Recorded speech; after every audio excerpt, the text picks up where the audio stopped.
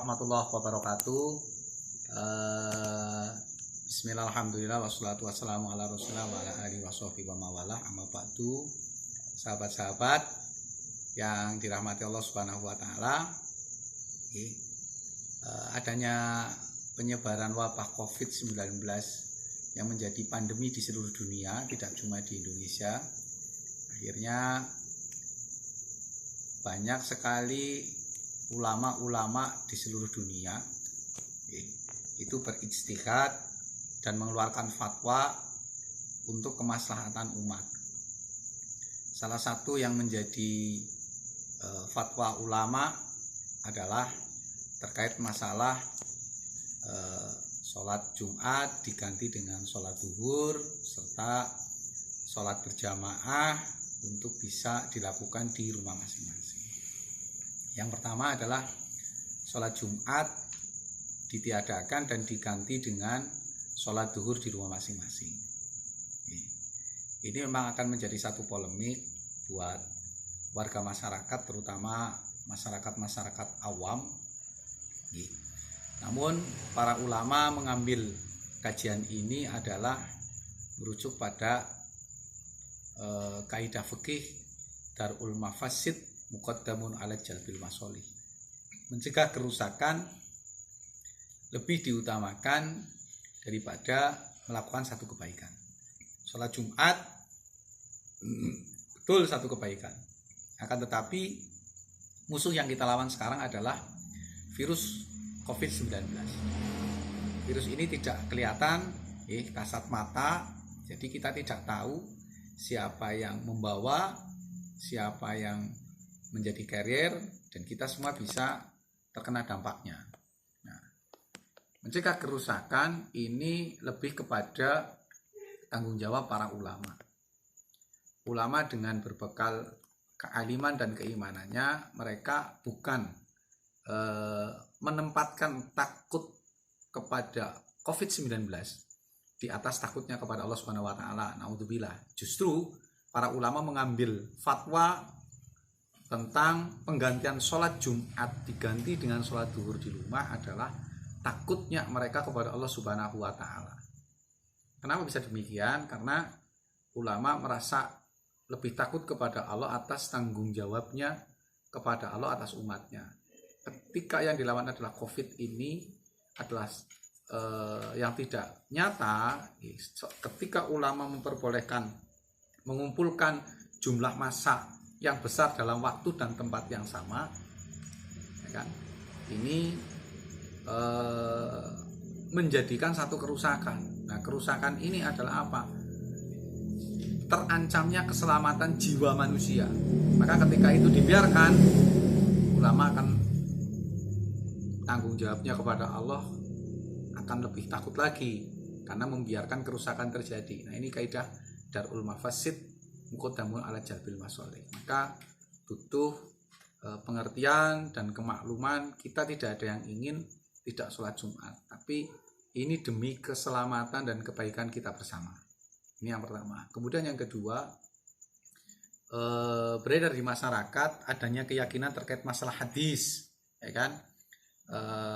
Orang yang tidak melakukan sholat Jumat 3 kali, mantaro salasa Jumatin, ya, bila min ghairi udrin kataba minal munafikin. Nah, di sini ada satu hadis yang mengatakan barang siapa yang meninggalkan sholat Jumat 3 kali, maka ia akan tanpa adanya uzur, maka ia akan dicatat sebagai golongannya orang-orang munafik. Atau ada juga yang mengatakan man tarokal jum'ata salah samarotin tahawwana biha taba'allahu ala qalbihi. Orang yang meninggalkan sholat Jumat 3 kali berturut-turut, maka Allah akan menutup hatinya, ya kan? 3 kali berturut-turut tapi dengan alasan meremehkan tahawana. At-tahawanu fi faraidillah. Nah, Imam Romi dalam kitab Nihayatul Zain mengatakan man taroka salasa jum'in tahawanan, man taroka salasa jum'in tahawanan, ini diartikan aibi allayakuna li'udrin. Ini orang meninggalkan sholat Jumat 3 kali yang tidak adanya uzur. Nah, kita mengikuti anjuran pemerintah sebagai ulil amri, ya kan, yang berhak mengeluarkan putusan itu karena adanya uzur pandemi wabah COVID-19 inilah yang akhirnya menjadikan sholat Jumat diganti di rumah masing-masing dengan diganti sholat duhur.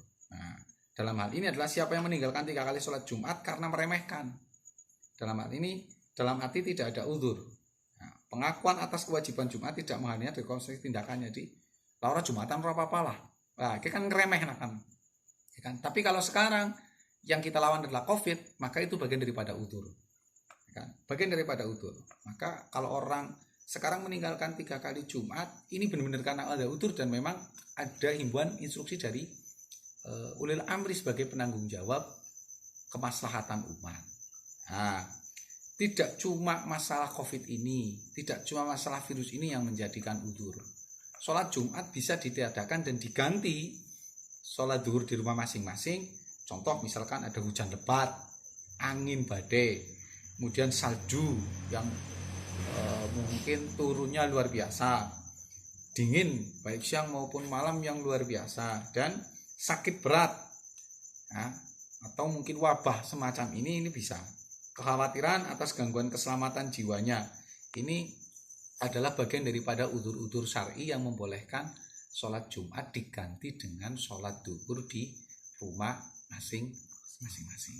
Jadi jangan salah kaprah terkait masalah sholat Jumat ini, dan pentafsiran hadis daripada itu kita juga harus jernih. Tidak ada orang yang menginginkan sholat Jumat ditiadakan, tapi karena adanya uzur akhirnya jelas di situ Nabi mengatakan min ghairi udrin, ya kan? Kalau tidak ada uzur maka tercatat sebagai golongan munafik. Tapi ini ada uzur yang luar biasa, kita tidak tahu bentuknya, yakni virus, dan siapa yang akan menjadi penyebab penularannya, kan begitu.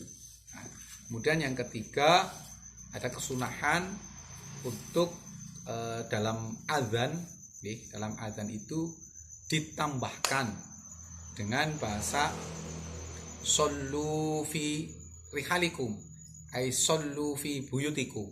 Nah, ini dalam kitab Is'adur Rafiq halaman 233, ayakulal muadzin Allah sallu fi rihali au fi rihalikum au fi buyutikum fi lailatil mumtirati wa dzatir rihi wa dzatid rumah. Jadi ini ba'dal adani wa yakunu dzalika ba'dal adani au ba'dal hayya 'alataini. Jadi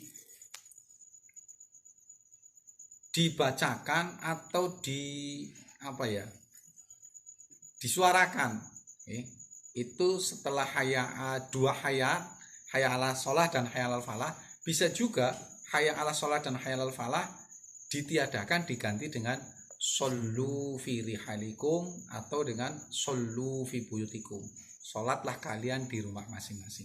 Jadi ada penambahan azan, penambahan kalimat dalam azan yang biasanya mungkin hayya 'ala shalah, hayya 'alal falah, sekarang diganti dengan shollu fi rihalikum au shollu fi buyutikum.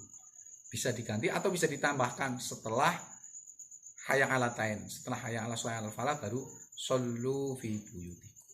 Ini sebagai penanda seruan bahwasanya kita disuruh untuk sholat di rumah masing-masing. Jadi untuk sementara kepada warga masyarakat yang dimuliakan oleh Allah Subhanahu wa taala, dalam rangka pencegahan penyebaran COVID-19, yang pertama jaga kesehatan, yang kedua ikuti anjuran daripada pemerintah.